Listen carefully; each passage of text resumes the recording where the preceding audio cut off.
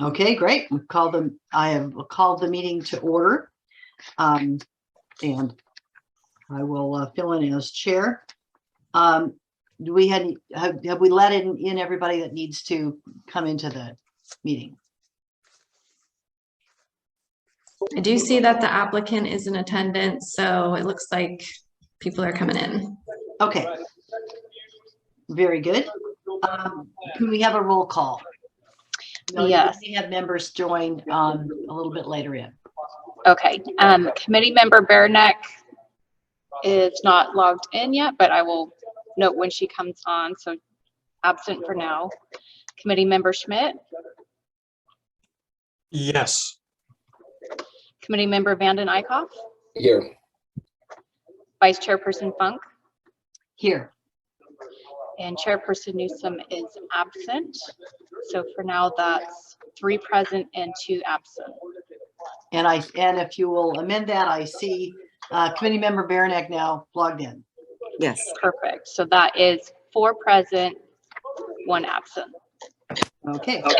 Do I have a motion for approval of the agenda? I'll make the motion to approve the agenda, please. I'll second that. Okay. All in favor? Do you want to call that roll? I think we have to roll call the agenda. Jessica, I think you're Yes. muted. Jess, I muted you. There was a lot of feedback. Sorry, we got a lot going on up here at the front counter. Committee member Bareneck. Yes.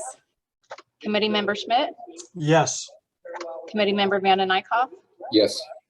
Vice Chairperson Funk. Yes. Motion passes. Okay. Now it's the opportunity in our session for public comment.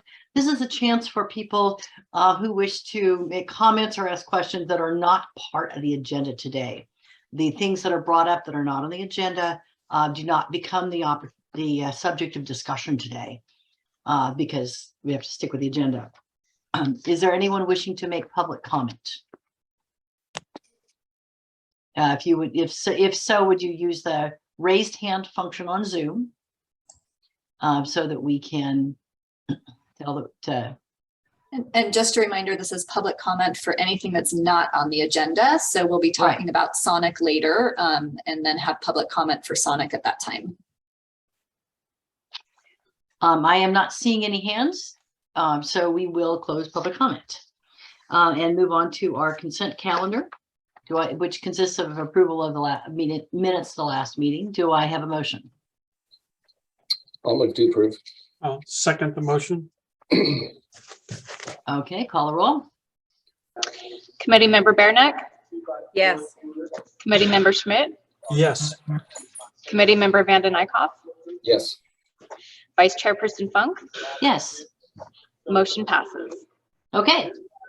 So now let's move. Let's get Sonic here. We will move to our development project review. And with regard to the Sonic Burger at 4500 San Paulo Road. Take it away. Okay, thank you. I'll go ahead and share my screen here.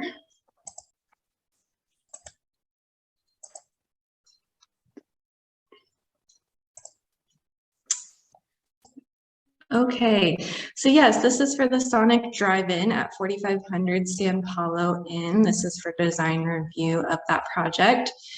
So the parcel is in the commercial tourism zoning district. It's right along San Paulo Road, right next to Highway 101. The parcel itself is just under 1 acre. And here we can see an aerial view of that property. So it has one entrance from San Paulo Road, and then it continues on if you go through the parking lot to the parcels to the south there. So a little bit of background about this project and this property. The property is the subject site of what was the former KFC drive-through restaurant. KFC was originally approved through a precise plan in 1999. Our municipal code allows a use that's authorized through a precise plan to continue as long as it does not remain vacant for more than 24 consecutive months. So if it's vacant for more than 2 years, it would have to restart the use permit process. But since KFC closed in 2021, it has been less than 24 months. And so Sonic Sonic's proposed drive-through use can continue under KFC's original approval for a drive-through. Otherwise, it would be a conditional use permit with all of the new drive-through standards. The project being proposed is to convert the existing building, that's about 3,500 square feet, into a building. They're going to be reducing the size of the actual indoor space to about 3,100 square feet, and they'll be adding a 445 square foot outdoor open porch with seating. They're planning on maintaining the parking spaces on site while also adding a drive-in canopy for people to drive up to and order and eat in their cars. And then they will be repainting the existing structure, the Sonic colors, as well as adding some new signage. So we talked about the site a little bit. It's accessible straight off of San Paulo Road. The drive-through has capacity for 7 cars to queue at one time before it's conflicting with the parking lot. And the new canopy above the additional parking stalls will add 5 new parking stalls for drive-up service. So here we can see the site plan. So this is coming off of San Paulo Road. Up this driveway, you would turn into Sonic here. And then this is the location of the new canopy that people will be able to drive up to and order. Or you can keep going and you can enter the drive-through and go that way and exit the same way that you came out. They're also adding this new open porch, as I mentioned before, for some more outdoor seating, which we'll see in the architecture and design. You'll see in your staff report, the pictures were, the colors were a little bit more yellow. After that was published, the applicant wanted to clarify that it's actually not really a yellow color, it's more of a tan. So that's what you'll see here. The structure itself is more of a light tan. I think it might even be a little bit lighter. It's hard to get the exact colors on a screen. But a tan color with some blue accents. Those are the Sonic blue accents. The building itself has these sort of rainbow or multicolored stripes across the bottom of it along the front. And then this bottom picture is what you would see from the side. And you can see there's this red canopy that goes over those drive-up parking spaces. And then these would be the screens to order. Originally, Sonic had come in with this being completely blue, this front area, and staff recommended that they revise this color to match the rest of the building, just to add some accents of blue and not necessarily have that much blue, to make it a little bit more neutral. And here you can see this top picture is just the back of the building. This is what you'd see when you're going around the drive-through. And then the bottom picture you see, that's what's actually facing San Paulo Road. And this is the drive-through. One thing that did change on this elevation that we can also discuss. So staff had recommended to change the front of the building to match the same color, but we didn't necessarily recommend that the side needed to be that tan color as well. So that can be something that the design review committee discusses, if we can allow that to be blue as originally proposed, or if we would prefer that that be that tan color. This was just for reference, the original submittal that you saw. So you can see the color is a little bit more yellow, but it has been clarified that it'll be a little bit more tan. And then this blue is what the applicant was originally proposing for the front, for the entire front there.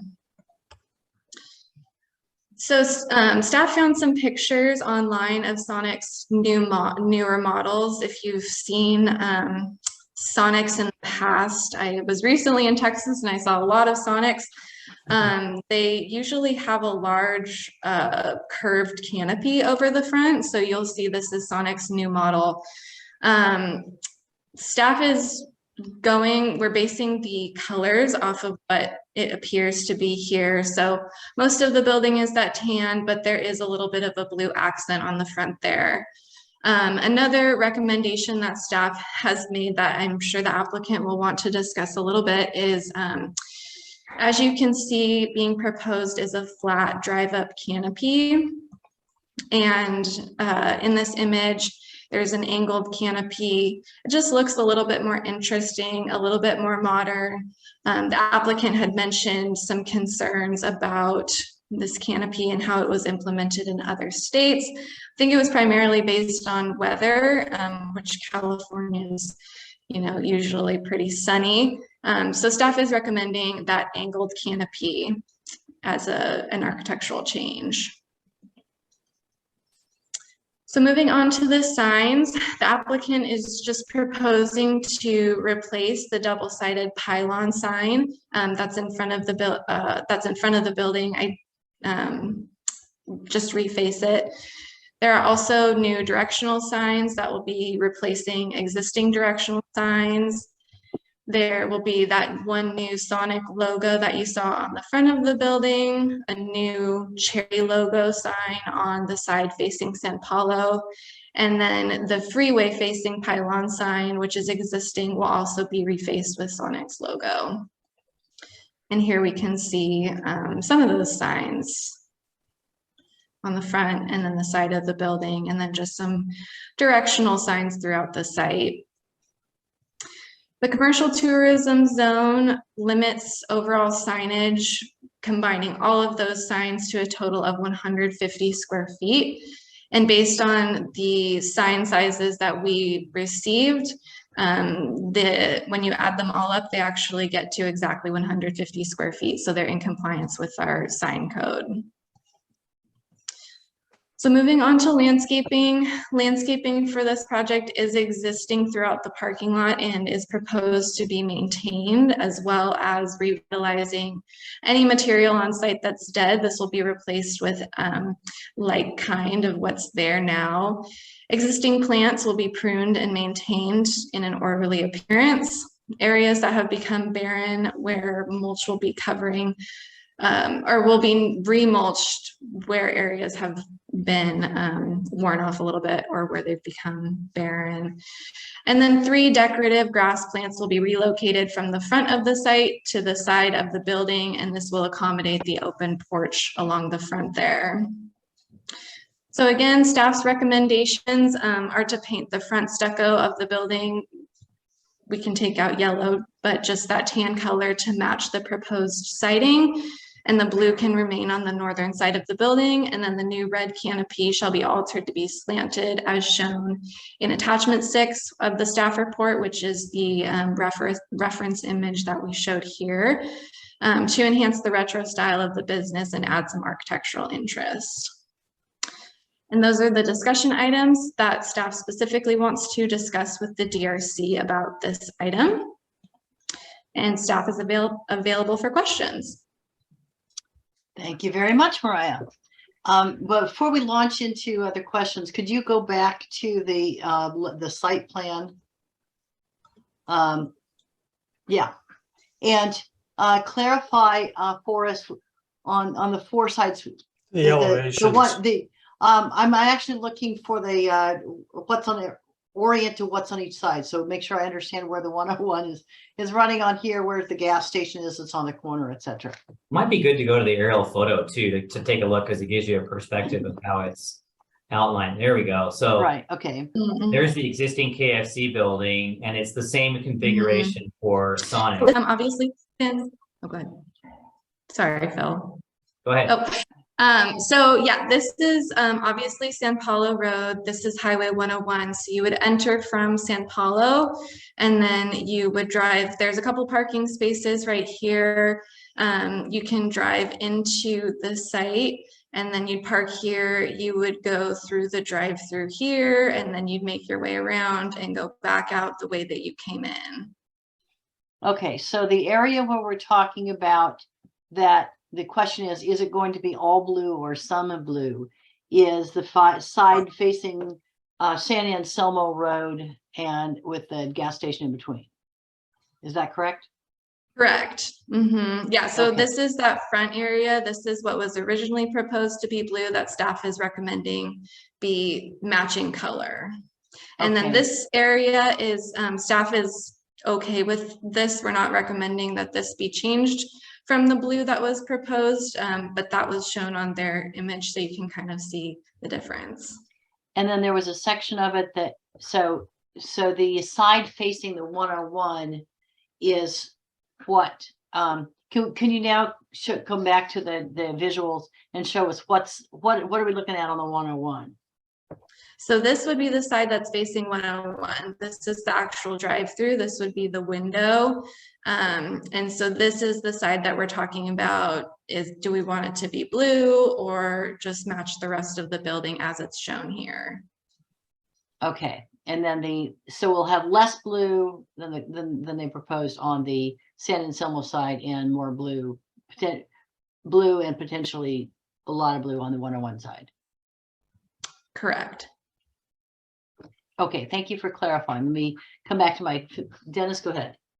I just wanted kind of in the same thought as you, Susan. Could you go back to the site plan and just clarify the elevations? Use front, right, left, or back, those please, on the site plan. So this is what you're talking about? Which is the front side plan, which is the rear, which is the right, which is the other side, please? Okay, so this is, I guess this would technically be the northern side. So this is along San Paulo Road here. Mm-hmm. So this is the drive-through. This would be that blue or tan area. This is the front. So this is what's facing San Anselmo. This is what is facing as you go up the hill if you're driving down San Anselmo. And then this is facing the hotel areas to the So south. front isn't facing San Paulo, it's facing San Anselmo. Correct. Okay. All right, thank you. And then you had mentioned a double pylon sign location. Where is that at? So the pylon, I believe, is somewhere along the front here. So It's as an you existing. drive up the hill and you come Mhm. to that's where the pylon would be right then. I believe that's where it is. Yeah, I think the applicant, he looks like he's raising his hand. He'll clarify Okay. that. And then lastly, on landscaping, has the present landscaping, has it been irrigated since Kentucky Fried Chicken has left, or has it not been irrigated? So I drove over there today and it looks like there's definitely some spaces that will need to be replaced with new landscaping. I don't know what the irrigation situation is, but that will be something that they'll need to show us with the building permit, and that will all need to be installed prior to building permit. So conceivably, the automatic system's been off for the period that KFC hasn't been there. Yeah, but it looks like there are things that have not been maintained. Okay, thank you. Jeff, Emily, either one of you have questions? Yeah, Go I ahead. do. Emily, can you explain the access easements that go through this property? Because it looks like some access, both the car wash and the hotel.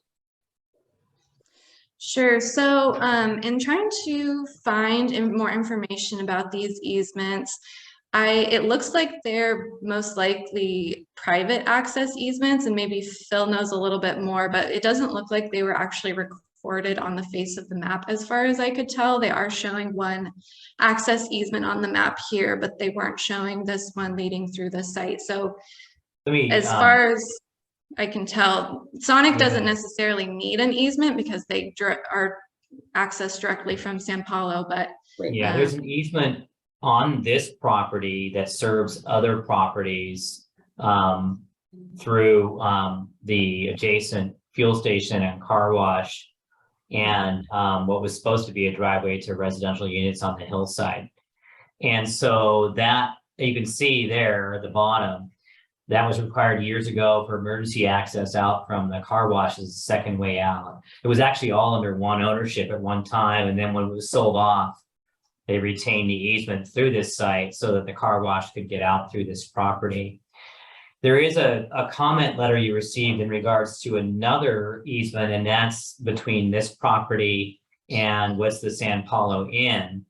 We don't have a copy of that easement because there's no easement recorded on this property in favor of the San Paulo Inn, but there's just a common driveway between those two right now. And there may be an easement that allows each property to share exits out in terms of emergency access. But I think the letter you received on this is a concern that will the traffic from a newly renovated drive-through restaurant be something that's problematic for that San Paulo Inn or those adjacent properties. And that's a valid concern and discussion. But we don't really know what that allows, and that might be a civil matter between the two property owners, but also can be a conversation with the DRC.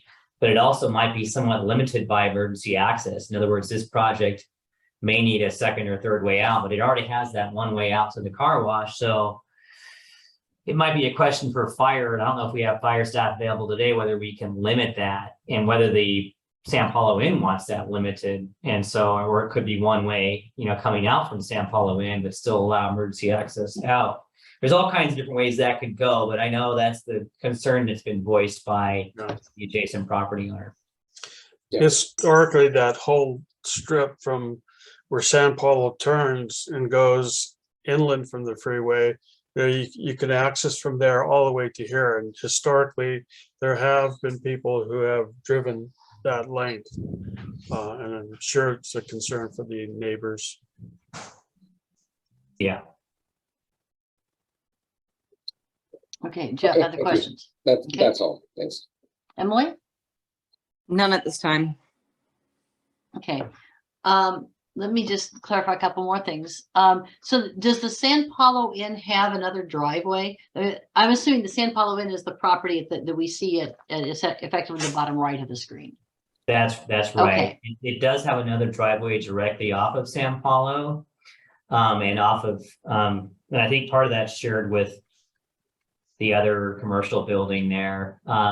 So there are other access points to that particular project. And I think the owner of that property might be on today to comment on the project as well. Okay. And what's the zoning and entitlement of the property that we see at the bottom of the screen, which is roughly to the east of this property, or to the southeast? Yes, there. So some years ago, probably about 2001, there was a project built that was all under one ownership, and it was titled as the San Paulo Inn. And San Paulo Inn included a multiple series of little tiny units, some of which are on the hillside, two of them on the hillside. There's two duplexes on the hillside, and then it included that multi-story building down below. Eventually what happened is those properties sold to different property owners. The two on the hillside never got completed. They never got their final occupancy sign off because they didn't complete the driveway and the parking that goes to them. So there's no occupancy granted to the two units directly behind or east of this property, but they were granted originally an entitlement to be a tourist serving lodge, like a motel. They're in a commercial tourist zoning district, which doesn't allow for anything else except for lodging. It doesn't allow for long-term residential uses. Now, in recent years, they have been used on and off as residential units, and it's not legal or not supposed to have been finalized. And that is an action that's in enforcement right now. Okay, thank you for clarifying that. If you could go back to the site plan. When we looked at the picture that you pulled of Sonic's new things, it appeared that the driveway was between the driveway for the and queuing for the drive-through was between the drive-in slots and the restaurant itself, so that car hops would be passing back and forth across that driveway all the time. Is that the structure here, or rather, this drawing looks to me like that the drive-ups are directly next to the restaurant itself and do not require that kind of thing for the car hops? Correct, yeah, so I would just assume they'd come out probably this door and then they're just right. I'm assuming this would just be a walkway and then they'll just go straight to the car. So they don't have to go across the parking lot or the drive-through. The drive-through is on the opposite side of the building. Okay. Great, thank you. That covers me for now. And we'll ask the applicant come on and address questions and notably discuss where the pylon is and what they're doing with that, and the landscaping.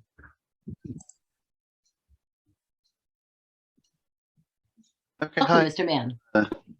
This is Jimmy Mann. I'm the applicant. Thank you for joining us, and please go ahead. We had a cup to tell us anything that you want to add to the discussion the staff has provided, and address the questions about where the pylon is and landscaping and anything else that you noted that was open. Right. For the pylon, if you could go back to the site plan, I can point out where that is. It's in front of the two parallel parking spaces in front of the right there. Yep, that's it. So that's the existing pylon, and we're just replacing the sign faces on the existing pylon sign. Okay. On the canopy, well, I guess on the stall canopy, so we have a 5-stall canopy, and what started out, I'd say they went through a revisioning, rebranding sort of idea for Sonic when Inspire Brands purchased them. Now, I think going back 3 years. And so the original design, they did have a slanted canopy like the picture that was shared. They have since, in trying to value engineer things and do things, I would say, more typically to how we have done things, gone to a flat canopy. And so they're trying to get people away from the slanted canopy. In most cases, owners are willing to do that because it's a little bit less expensive, it's less steel. There are some issues at times with the slanted canopy. One of the aspects that I know is, and if you could go to the promo picture, I can maybe point that out a little bit better. So I think when they first did this, they thought, oh, it's going to be so bright, it's going to look really ecstatic. And it's like everything looks really ecstatic when you're lighting up the whole lot because you're taking promotional photos, but it doesn't actually look as good when you don't have all that lighting there to light it all up. And so they did have some trouble after and had to go back and do some supplementary lighting and other things like that to really make it pop the way that image does. So there's reality and there is movies, and this is really nice looking, but it's more it's not exactly what you're probably going to see if we do the sloped canopy. So but we're, we can probably do whatever you would prefer. It also is a little bit trickier to do the slope canopy when it's up against the building.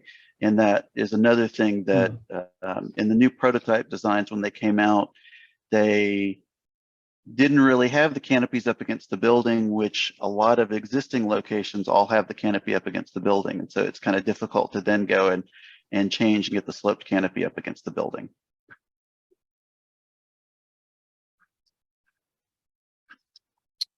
Okay. Would you care to comment on any of the other recommendations of staff?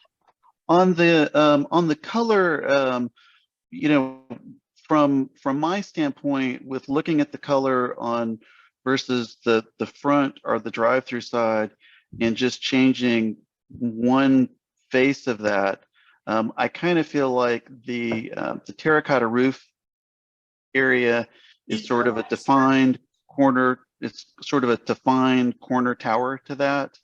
And if we can't do the blue on the front, I would say, I would think you would want to have it the same color on both sides. I think to me, it's unusual to change that color just on one side and then on the other side, leave it blue. The intent of the new, I would say, branding look and campaign is more where the drive-through is all the way at the front where we don't have a dining room.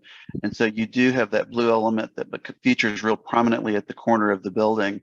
I think in our case, because the drive-through side is facing the 101 in San Paulo, I think that we are getting the impact that we want from it if it is just the drive-through. So I don't have any issue with having everything match the wood siding, the cement siding that we're using on the sides. Okay. Yeah, I think that, yeah, go ahead. And I can anything else add you wanna add one more thing, and this is with regard to the landscaping. I don't know what the existing condition is. I think I indicated on our construction drawings that they would need to determine if the existing irrigation system is working and repair any deficiencies within that system. And then my intent, at least with regard to landscaping, would be to potentially have the site walked with staff to identify plantings that needs to be removed. Or I know in a lot of cases, you'll find something that was fine 20 years ago, but today is considered an invasive species and they would like us to remove it. So, so typically, we find also things that are dead that need to be replaced, but things that we would no longer say we're in favor of having. And so they would like us to replace. And I don't think we have any issue with any of that. That's fine. Okay. Let's hear for if there are other members of the public wish to comment, please use the raised hand function on Zoom to let us know that. Do we have anybody who is joining us by phone right now? Does not look like there's anybody by phone. Okay, I see Mr.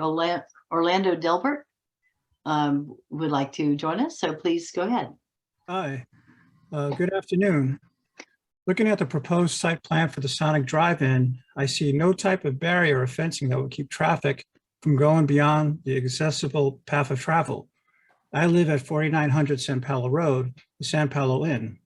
That's just south down the private road behind the paint center. And I could tell you that pre-pandemic traffic, our property was an ongoing thing if the KFC was there and still an issue today. And it was a high volume of traffic all day and night. There has been countless times when people would drive through the property with no regard to safety at high speeds. There's been quite a few incidents where unsavory words were exchanged between residents and patrons from the KFC, giving us a hard time for their trespassing.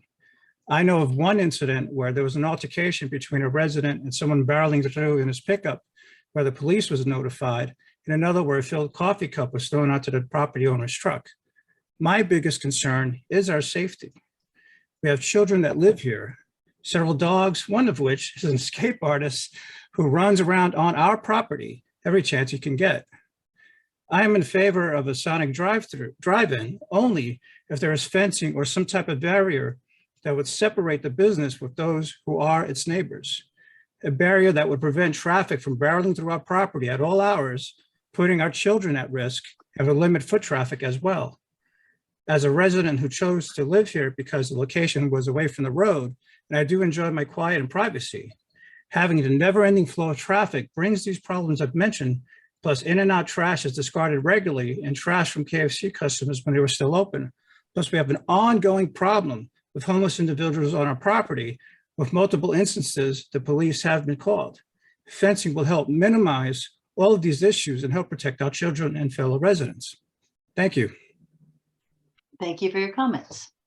Do we have other individuals wishing to comment? Toby Franchi. Yes, hi. I'm the owner or partial owner and a manager of San Paulo Inn, directly next door to the proposed Sonic. And I want to say that I am in favor of having a Sonic or anybody occupy that space anyways, but Sonic's great. But I do have concerns, just as the previous caller mentioned, that there is a direct access through that roadway through our property. And it became, since Sonic is such a popular chain, it's going to create a lot of traffic, people just using that as a way out. If it's crowded the other way, they're going to go that way right through our property, and it is dangerous. It is, there are people walking around. There are, like the previous caller said, there are people that don't respect and just barrel through there, and it's going to cause a lot of problems. A lot of trespassing I'm concerned with bringing in, and it happened with KFC also bringing in, a food business, that there's going to be homeless people that are going to probably gather and try and get in the trash, unfortunately, and try and go through our property. We've had lots of instances where we've had homeless people vandalize, try and take our washer dryers out of the laundry room, just hang out underneath near the cars that are parked there. So yes.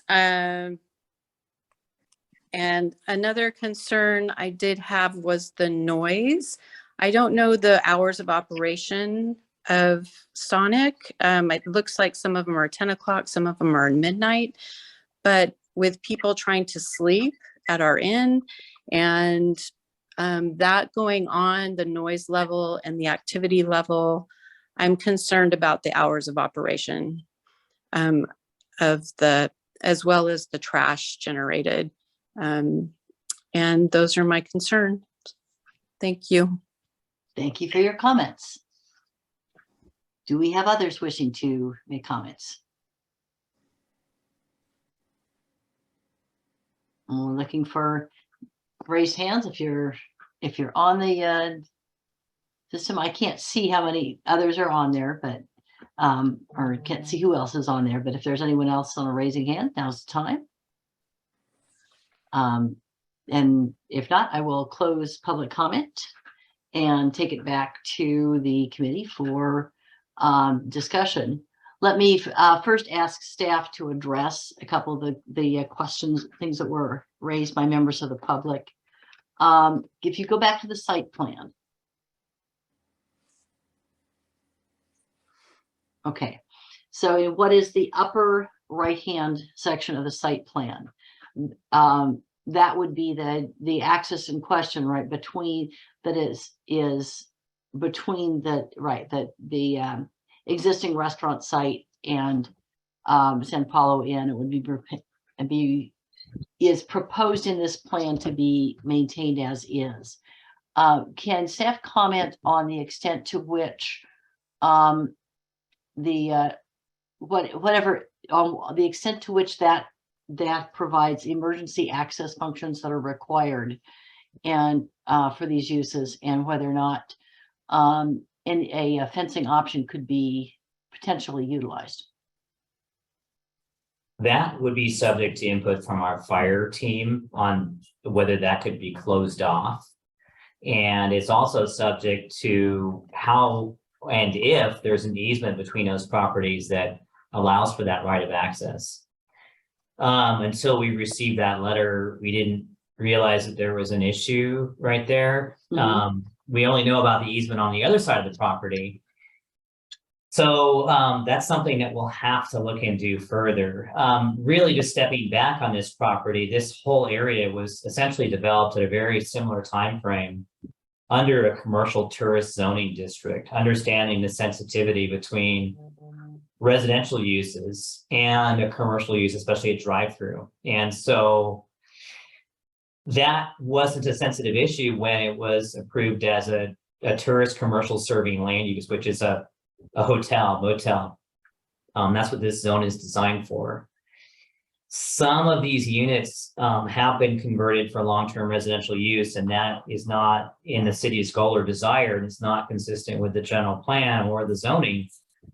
So it's a little bit of a sticky situation. We're dealing with potential neighborhood compatibility issues that are really typically issues that are reserved for the compatibility between sensitive residential zones and sensitive residential land uses.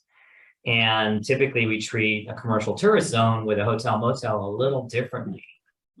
But either way, there are valid comments there, whether it's being used as a hotel or not, about this. But the other part of it is how much discretion do we have on an approved pre-existing drive-through restaurant on these topics outside of design. So there's a fire question here, there's a legal question here, which makes it a little bit of a difficult situation.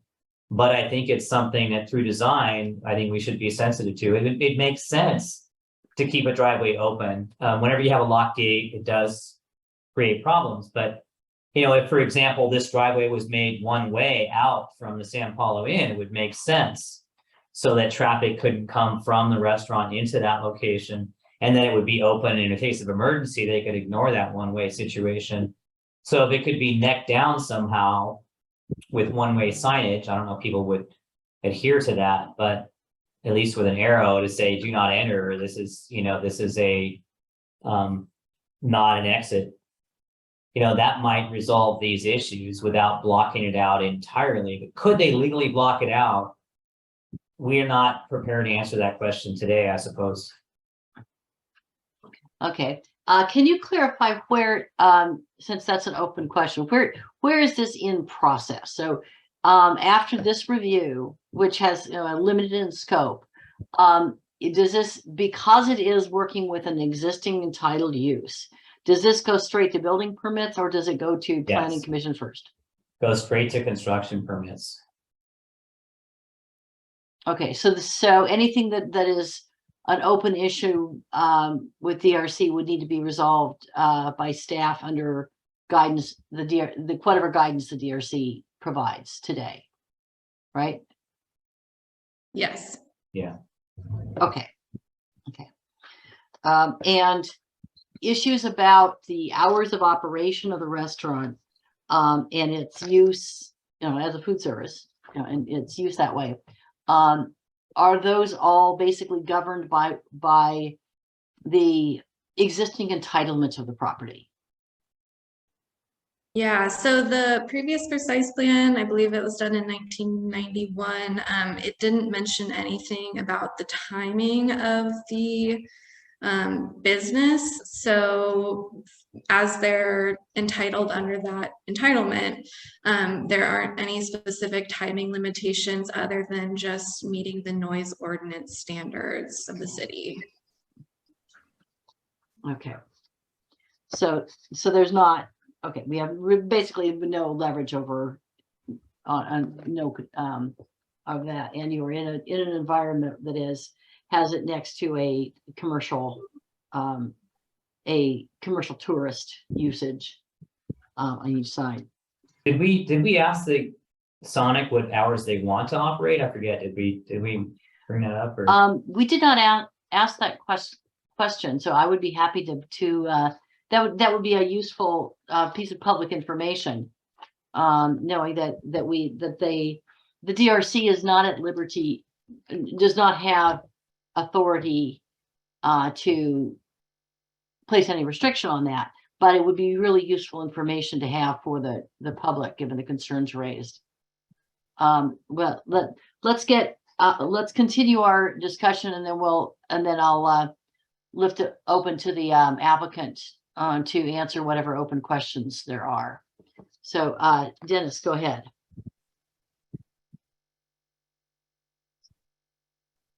Yeah, you are muted. I'm muted. No, I'm not. Sorry about that. With respect to the director's discussion about trying to restrict traffic in that area. I'll just note that we have several access points along El Camino Real that have kind of diagonal entrance and exit, and I see people going in the out and coming out the end. Same thing happens at Starbucks over in the Vaughn Center. Now, people really don't mind those things. I think maybe some very high speed bumps might be helpful, but it's a emergency issue, and I'm wondering if anyone spoke with the fire department about that. On the San Paulo end, do they pay TOT tax? Apparently they do, yes. So that essentially this is operating as it's always been, which is a commercial tourist area, serving area. And that seems to be holding still today then. As far as we know, I know some of the other units there's 3 different ownerships here as far as we can tell right now, and not all of the units may be in compliance with the commercial tourist zoning district. It's very difficult to monitor these things because a hotel room or a residential unit can look and operate very, very similarly. And unless they're not paying TOT, or unless there's other signs of long-term habitation, it's challenging to know exactly how a unit's being operated. It's more of, to me, when it comes to noise issues, if you go to a hotel when you're driving down to wherever, there's going to be noise issues. It's kind of comes with the turf. So that's my comment. Otherwise, Sonic knows their business plan. I support Sonic in their business plan, and if they want to use the flat roof, I think that I would support that. Thank you. Okay, any other questions for the applicant? Jeff, go ahead.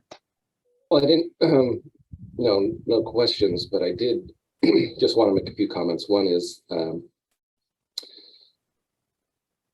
they could potentially put in some striping that would direct traffic, like to control the flow. You'd still get some people that would go through and follow the striping, but it's possible to put in some striping, and I would highly recommend putting in some striping to show where the traffic should go, so that Sonic traffic tries to remain on their own site. I agreed with Dennis that I don't have any problem at all with the flat roof. I've been looking at the various street views, and I don't think that you'll really even be able to see that canopy unless you drive up to the actual store itself. So I don't know that I have any problem with having a flat roof.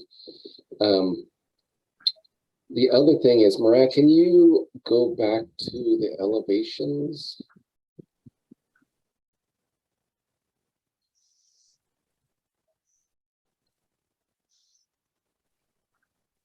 Okay, all right. So originally, Sonic was suggesting that that was with the blue tower was what they would prefer. When KFC was there, KFC's was all red on that tower. If you look at their street view, you can see that they had their classic red, and it wrapped the tower. Personally, I think it looks pretty good. I don't have any problem with having a blue there on the corner on the tower. So that's my comment on that. Okay, Emily, anything you want to add, and then we'll come back to the do a last round from the applicant. I prefer a more neutral colored tower.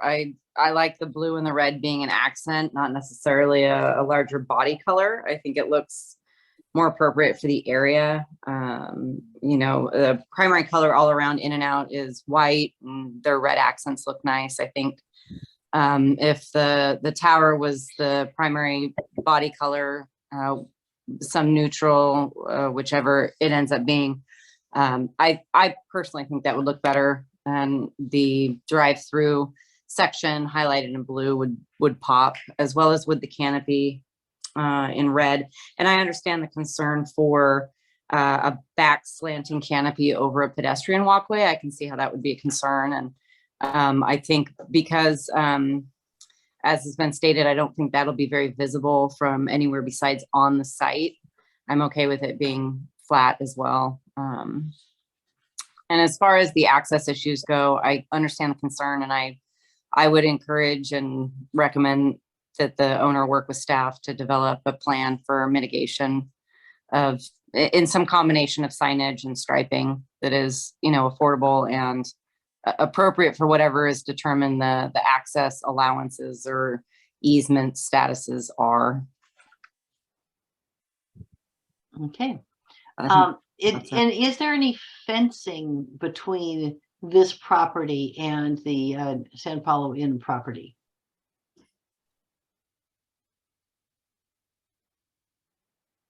Muted. I believe there's some kind of fence. Actually, I'm not actually sure about that. I don't know for sure. Okay, we'll put that question and the question about hours of operation to the applicant. If you would bring our applicant back on, please. Okay, Mr. Mann, you're on. Okay, as far as the hours of operation, it can vary. I don't know what their intent is. I would say, I think it's probably going to be whatever you have predominantly for other restaurants in the area.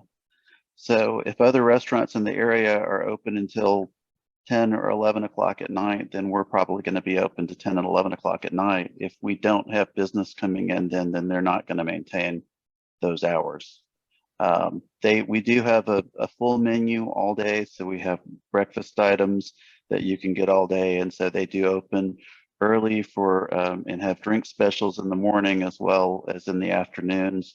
But I don't particularly know the owner's plans for their hours. With regard to the access between the two sites, we could not find anything that indicated an existing access easement, but we also didn't, or I didn't know that it was an issue with the adjacent neighbor. I don't think we don't want to be a bad neighbor, so we do want to find some sort of resolution that all parties are in favor of. We do think it is in our best interest to have good access, but I don't want to personally think of a car leaving the Sonic and racing across the adjacent parcel like that's a public street when it's not, when it's a driveway. I don't think that makes us a good neighbor. Great, thank you for those clarifications. Okay. Okay, and as my colleagues, I'd like to see us work out something that optimizes being a good neighbor, given that this is the use that's entitled and will be continuing. So the and I recognize that's a change for folks who may have adopted this hotel property as a residential, for residential uses during this period of time when KFC has been closed. There may be that's a real change for people, but it doesn't mean that the property next door isn't entitled to be a drive-through restaurant with all that entails. So whatever, I'm open to whatever solutions the parties, work out, fencing, striping, whatever, clarify whatever, emergency access is maintained to, for whatever needs to be taken care of there. I am comfortable, as my colleagues, with the flat Canopy. I personally thinking about that tower and roughly the same kind of tower. I am perfectly comfortable having the tower wrap around in blue. All in blue. I don't, I'm not as concerned about having it be neutral. Yeah, you've got some distance there between, you got the whole gas station in front of it, on that face, and landscaping. And I don't see the brightness of the blue being a problem. Mr. Mann, I see that your hand is still raised. Oh, that's so, not intending. Okay. Sorry. Great. That was just what I wanted to check. That I would need to reopen public comment, which I closed or intended to close at the conclusion of the applicant's comments. So if anyway, that you could you go back to the questions, Mariah, and make sure that we've all weighed in on the things that we need? Yeah, so I think I just want to make sure there's sort of a consensus about that tower color. It sounds like a couple people want it or don't mind it being blue, and there were a couple about staying neutral. So I just want clear direction on that, but I think I understand the flat canopy. Sure. And then Emily, I know that you were weighing in on the neutrality. Yeah. Could you comment on the extent to which that's really important to you and why, and a little bit more about why, so to help us? And sure. I just think, and perhaps my concerns over the colors come back to how they're represented in print, which I know is never accurate. I do think that the modified image that Mariah shared that showed that proposed body color being more neutral improves the look overall. Personal preference for me, I guess, could be considered kind of boring, but I tend to like the neutral, but I have nothing against the blue, especially in conjunction with the toned down body color. So I'm not looking, I think, to be the only one certainly pressing for that tower being neutral. It's just a personal preference, but I'm open to the blue, again, primarily because the body color is more neutral than the yellow appeared in print. Yeah, the yellow was a little bit livelier. Others comments on that? Where are we?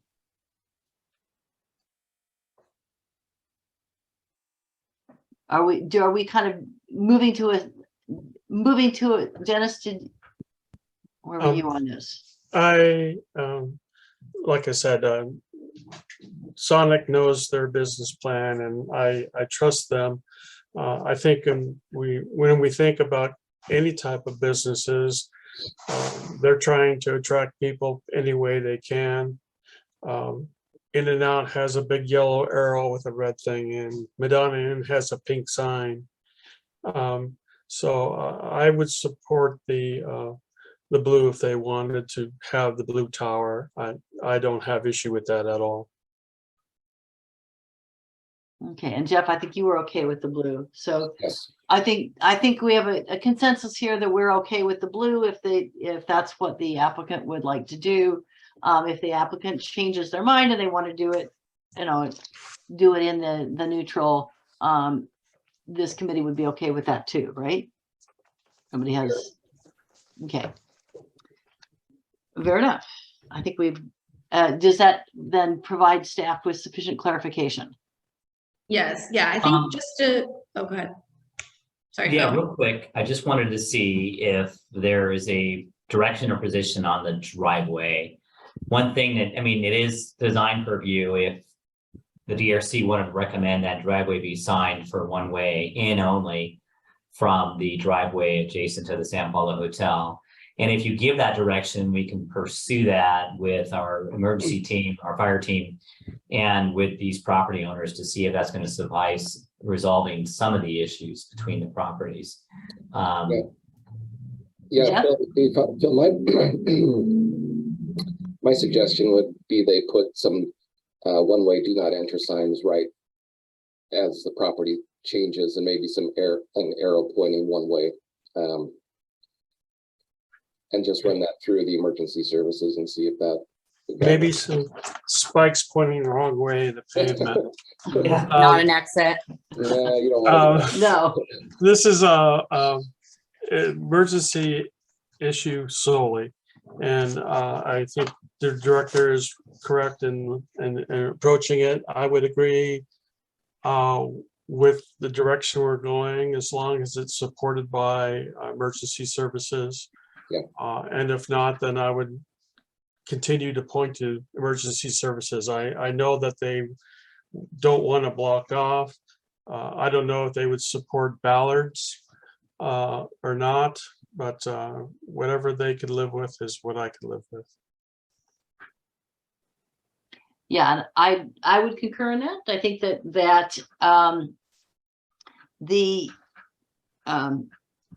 just putting a sign there, do not enter, is not going to deter. You know, it will deter maybe half the traffic, but not, you know, all of them might decide that they didn't want to go around the drive-through. I would encourage that since this is essentially the park and move around the property is going to be going around the drive-through stack. Could you go back to the thing? Okay, so the exit is going from the parking lot, is going around the building on the outside of the drive-through stack and around that stack and out the same entrance where people came in, right? Correct. Yeah, that's one of the ways someone didn't want to just pull straight out and go, you know, this way, but they could also go around. Okay, so they could go either way. They could go from that parking. The only difficult part would probably be for these people to back out. They're already facing that way, so they would. Yeah, so they're going to go around. So I just would encourage the applicant to have really good signage on directing traffic, and only arrow on the pavement showing that, and some kind of protection for that drive-through lane, so that the drive-through stack doesn't expand out into that traffic and block it, forcing people to go through the neighboring property to exit if they're going that direction. I think that might help. And anybody object to that? I'm seeing nods that we're okay with it. So, okay. I think that works. And honestly, I think that if you have proper signage, the only people that are going to go through there are locals that want to go down that way, because it takes them further away from getting back out the San Anselmo by going that other direction. So that's my point. Right. And there's not a huge amount of local traffic down that direction. I mean, you would have some, but if we use signage and physical and paint and physical measures to the extent that that's supported by emergency services to discourage that traffic route, then that can do things. And I'll leave it to the two property owners to address the question of should there be fencing between them, if that's not, you know, anything that's part of the plan. Dennis. Yeah, I don't want to add expenditure to the project at all, but a more curved entrance coming in instead of at 90 degrees. In fact, it's not even at 90 degrees right now. It's opposite. It's actually more friendly to turn left as you're exiting than it is right, based on the angle of the dangle. But that interior curve, if that could be flattened out and make it more as you come in from up the hill, you have more of a diagonal shot into the driveway versus what it is, might help. But I don't want to make the applicant go through that at this time. Let's, I guess, see what happens. What's, you know, how to be friendly neighbors, how to work things out. Yeah, from an engineering standpoint, a striped curve to direct traffic would, I think, would be okay. Just a stripe on the ground would help, and an arrow showing where the traffic goes. But I'll leave that up to staff and the applicant to figure that out. I'm comfortable with that, with leaving that discretion. Okay, anything else on which the staff would desire guidance? No, thank you for clarifying. I think we're good. Okay, and as someone who grew up in the Midwest and has seen a lot of Sonics, this will be fun. I've never been to one. Ah, well, you have some a fun drink menu in store, among other things. The ice cream things. Yeah, that all the smoothies and slushies and various sorts of things like that. In addition to the edibles. Okay, then at this point, let me come back to our agenda, and it is time for committee member comments and reports. Does any committee member have anything on which to comment or report on? I would comment for the benefit of the others that at Tuesday night city council meeting, which was fairly short, we had a really nice overview from Lorelei Capelli on our economic development in the city, and it was a good run on what's happening with some of the various properties, what's lined up that might be coming in, what are some of the opportunities and concerns that we're working with. So that is available on public record. You can watch it on the if you go to the city's website, you can pull that tape and watch it, and I actually recommend that because I know all of you are interested in those matters, and it's probably 20 minutes or so into the tape because we had a couple of presentations. And that's all I have. General plan, what's going on with that, please? General plan? Is there a general plan update going on? Right. Oh yeah. Something more than the Colony Days Parade. Yes. Yeah. So Mr. Dunsmore, please take it away and give us your director's report and tell us what's happening with the general plan and the AUs and everything else. I'm going to finish with the general plan update, but I'm going to start with October 27th is our next DRC date. And we'll be looking at the Chipotle, and that's kind of a remodel of the existing, another very similar scenario, an existing drive-through restaurant, A&W, that recently stopped their operation, and Chipotle wants to set up their shop in there, not doing substantial site changes, but they're doing some changes to the interior and exterior colors and all those things. So we'll look at that. I won't actually be here that week. I will be out.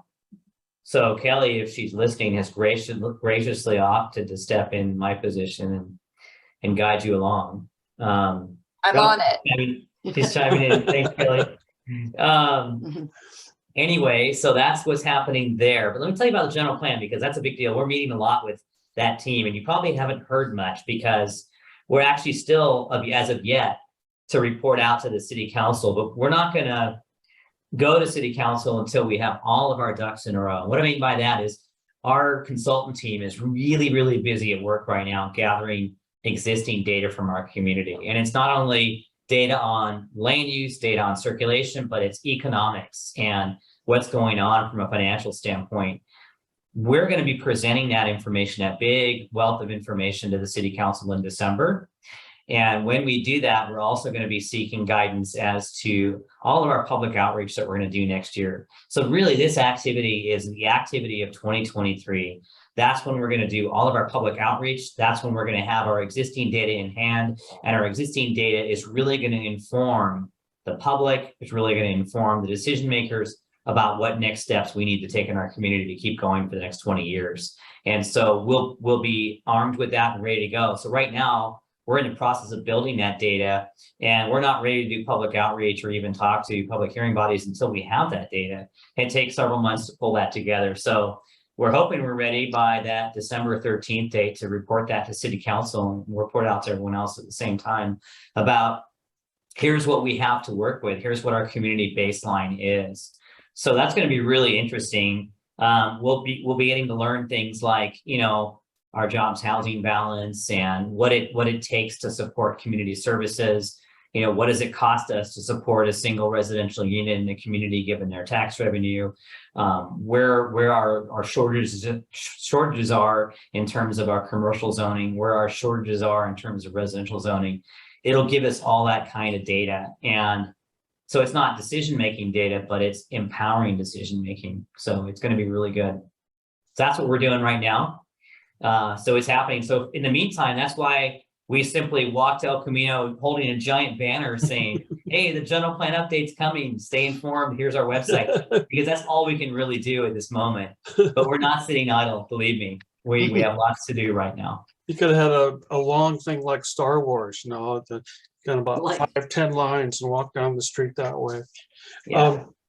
When you talk about community input, when is the point in which you'll be taking requests for zone changes from community members? Now. And we've been doing that for the past 2 years. Okay. So in fact, we try to get the word out a few times on that, but also as people come in and say, hey, I've got a problem with the zone of my property, that's how we've been handling that. We've been saying, all right, fill out a baseline application. We're not going to take action on it right now, but it helps inform us of your needs, your special interests on your property, of what you'd like to do, so that we can consider that along with the bigger picture. I've got almost a dozen requests here that, from different property owners based on what they would like to see on their properties. But there's a much bigger consideration about how that fits in with the greater community need. And did I hear correct that it's there's a paper that you have at the city that you complete, or could someone just say, for instance, Hope Lutheran Church, to make the request to change the zoning in that area? What we need is a signature of a property owner. So what I guide people to is we have a planning application form that's available on our website. It's a simple one-page form. That's all we need. What's the property address? What's the ownership? Can I get the owner's signature on that form? What is the current zoning? What is your desire and why? Okay. That one-page form can tell you all of that. Perfect. Thank you. Okay. Other questions? I had a question before we wrap up the meeting. Is there going to be a vote on staff recommendations or no vote? You mean, are you referring to DRC recommendations? For the DRC, I just want to make sure I'm doing it correctly before the end of the meeting. I don't think we typically have an actual vote. What we do is it's a general consensus and we hear feedback and comments. Since there's no resolution or action. I thought Annette said we weren't allowed to use general consensus anymore. Did she really? I have a cheat sheet that she gave me and it has, that's why I'm asking. I just want to make sure I'm doing it correctly. It doesn't hurt. It doesn't hurt us to vote. So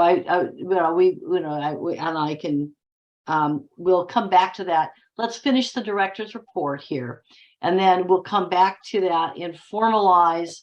I will, if staff can be prepared to summarize the guidance that we've given in the form, then I will ask one of the members to place that guidance summary in the form of a motion, and we can do that as a formal vote. And I'm going to kind of vamp for a moment to give staff a chance to formalize those those items. But I'm going to vamp by asking a question here. I'm interested in the status of the accessory dwelling unit plans, the stock plans. Oh, yes, those are supposed to be coming along this month, I understand, and so it could be just a week or two before we actually have those. They were in a final round of plan check. In other words, we have our plan check that we go through to make sure, like any other construction set of plans, that everything is in accordance with the building code. And we gave some last minute comments, and I think we're waiting for those to be responded to before they give us those final sets. And we actually go public with saying, hey, we've actually got stock plans. So we're really, really close. Mariah or Kelly, do you know anything else more about that? Lorelei has been working with that consultant as well, but I haven't heard over the past week or two where those are. Okay. And speaking of plan checks, do we monitor the percentage of plans that have to go out where things have to go out for additional work after the first plan check? We can pull data on all of that. Most of the time, what happens is when we get a set of plans, there's oftentimes a set of corrections, almost every single time they go back. Now, where that number gets a lot smaller is when they come back for a third time. But a lot of them still do, unfortunately, or a lot of things are corrected at the counter, even though we have a pretty thorough intake process. For our larger projects, most of our projects, we do use a third-party plan check consultant, Interwest. They're doing really good. They don't have a ton of comments, but there's oftentimes something that's missed. Yeah, something that I hear out in the community is, and that I hear from multiple communities, not just ours, that most of the cities use the same plan check service, and that when their workload gets high, I'm hearing people complain that the plan takes all the way through to the last possible minute to all of the allowed time for review is used. It comes back with comments, and once those are addressed, the next round has new issues that weren't raised in the first plan check review. And that is something, the extent that happens is deeply frustrating to property owners. That's deeply frustrating to us as well. I have heard the same comment, and we were having that issue with a previous plan check consultant that we were using that we're no longer using. And that's only as of recently, and that is not acceptable. Okay. Our in-house rule, although it's not a written rule, is that you essentially get one whack at it. The project comes in, that's your set of comments. But here's the other issue though, and in some scenarios, oftentimes the comments we do put on a project require that a lot of additional information be submitted. Sometimes when that additional information comes in, it reveals that there's substantial additional issues, and then it creates new comments. That's the only reason that could happen. It's unfortunate. If someone doesn't show us, let's just say in a worst case scenario, they don't show us one side of their building or something, or they don't show us an entire portion of what we need to see, which often happens actually. And then they bring the other set of plans or the missing pages, and we have it, and we say, oh my gosh, now we've got new issues that have popped up. We hope we don't get into that, because nowadays we have a pretty thorough intake process, and we have a process whereby we have to look at stuff before we actually accept it, so we don't end up in that scenario, and then we save each other a ton of time. We're trying to always improve that. Our newest plan check consultant has been doing great with that. Our staff at the counter has been doing really good with that. But there's a lot of volume. And so there's things that happen that I'd love not to happen. And during COVID, when staffing was really restricted, especially at these private planning consultants, and they were involved with all these big disaster projects for fires, the same ones. Yeah, we were having projects get late, and we were having things that were getting missed, and we were having boilerplate comments, and it is a substantial challenge, and it makes us all look bad. It's not what we want, and it's not what we strive to be.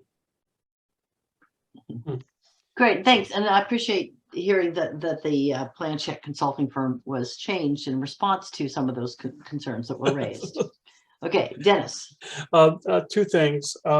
With respect to that last discussion, the issue that I have realized in having outside consultants, a lot of times they're not as familiar with the codes as our city is. And a lot of times the responses are more like questions than make a change of this to this. And so those questions are open-ended, and it's very difficult to answer them. You don't know which way to turn. And so more definitive direction on the plan checks is always very helpful. And then on the ADU stock plans, are there going to be foundation recommendations within those plans at all? Or is that going to be left up to an applicant to pursue a foundation design for one of those units? Kelly, you want to chime in on that? Are you listening to that question? I did not hear that question. Sorry. The Anita. question was, are they going to come along with foundation plans? And I thought that they were, and I thought only in For some Marketplace? cases. No, for the Stock stock. ADU. Oh, the stock plans. Yes, we are expecting them to come along with a foundation. The stock foundation will likely have the standard 27-inch footing, which is what we can allow without a soils report. If somebody wanted to do a smaller footing or do a raised foundation or something of that nature, they would have a structural engineer just specifically work on that portion and modify it. Another way it could be addressed is much like manufactured homes, where they have a stamped set of foundation plans that are designed for very low expansion index, 0 to 20. And then that plan is, you get your soils report, and then you prep your site by over-Xing and replacing with non-expansive material. And then that foundation plan then would work in that scenario. And yeah, we're hoping to avoid the need for a soils test at all, unless of course you have septic on the property just to keep costs down. Okay. Anyway, thank you. Great, thank you. Anybody else? If not, staff, can you give us a summary of the DRC's recommendation so that someone can put that in the form of a motion and we can record that as a vote, since this is the last stop for guidance on this property. Okay, so these, this is a list of what I gathered from the consensus discussion. Feel free to review, and if you have any issues with the way they're worded, but otherwise I would recommend using these to make the motion. I'll make a motion because that all looks good to me. I'll make a motion that we accept staff recommendations for this project. Yeah, I'll second. And to clarify that these are the staff recommendations as shown after, As you know, shown here. as shown now, reflecting the deliberations of the group. Correct. Should we read those into the record, or is showing is good enough? Staff can put them in the record. That they'll be listed, right? I think so. Yes, I can put them in the minutes as shown on the screen. Okay, it's been moved and seconded. Will you please call the roll? Committee Member Bernack, Yes. Committee Member Schmidt, Yes. Committee Member Vanden Eyck, Yes. Vice Chairperson Funk, Yes. motion passes. Thank Okay.